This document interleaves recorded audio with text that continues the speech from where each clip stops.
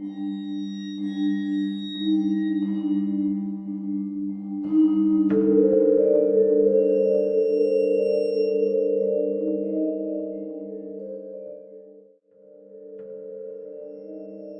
Henderson had heard the stories for years, whispered rumors about the abandoned Milford station, hidden deep past the old industrial district. It was said that sometimes, at midnight, the loudspeakers would crackle back to life, calling out phantom trains that no longer existed. Locals warned everyone to stay away, but Miles had always been the type who needed to see things for himself.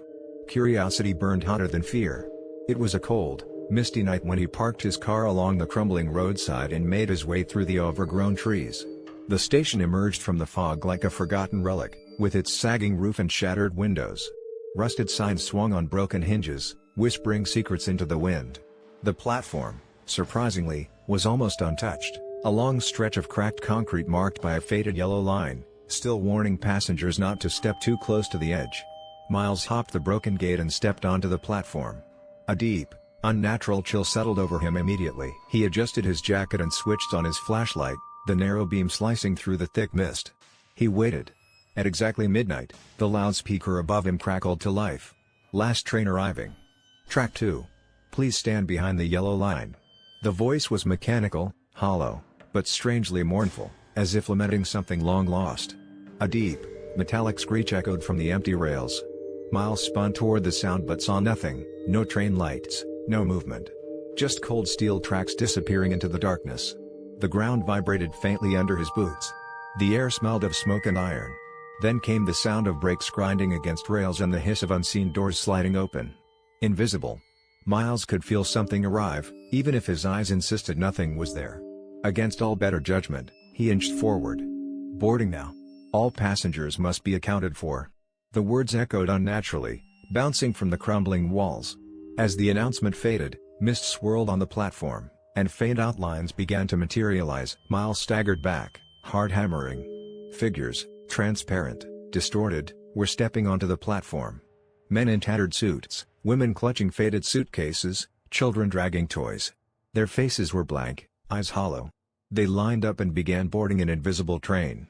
One figure stopped inches from him, a young woman, hair matted to her face, her jaw hanging slightly open. Her gaze met his, and he felt a stabbing, unbearable sadness pierce through him. She opened her mouth to speak, but only a soft, rattling breath escaped. Miles bolted, his feet pounding against the cold concrete. But somehow, the platform stretched endlessly ahead of him. No matter how fast he ran, the station building remained distant, warped by shadows. Final boarding call. No passengers may remain on the platform. The announcement was harsher now, insistent. Miles's flashlight sputtered and died, plunging him into near-total darkness. He stumbled blindly, his breath clouding the freezing air. Then, something seized his wrist. Long, cold fingers, gripping tight.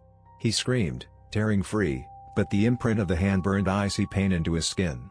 Shapes loomed in the mist, the passengers who hadn't yet boarded, standing silently, staring at him.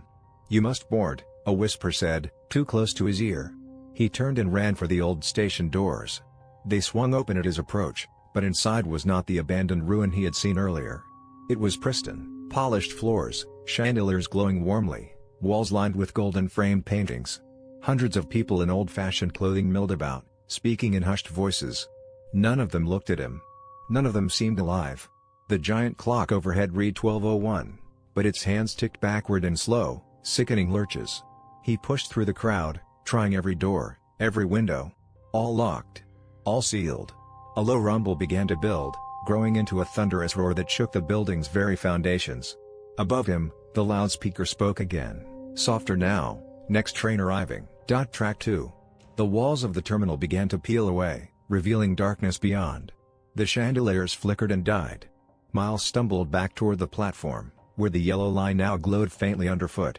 From the darkness beyond the tracks, he heard the distant whistle of a train, not modern, but old, something out of another century, screaming through the void. The crowd turned toward him in unison. One by one, the passengers began to step toward the edge, vanishing into the mist. Miles didn't wait to see what would happen next. He sprinted across the platform, toward the trees, toward the faint memory of his car. Branches tore at his clothes. Invisible hands brushed against his arms and legs, trying to pull him back. He didn't stop running until he collapsed against the door of his car, gasping for breath. The station behind him was swallowed by mist, and then by nothingness. When he dared glance at his watch, the hands were spinning wildly, backward, faster and faster, until they stopped altogether. As he drove away, the radio in his car crackled with static. Then, a voice came through, "Last train arriving.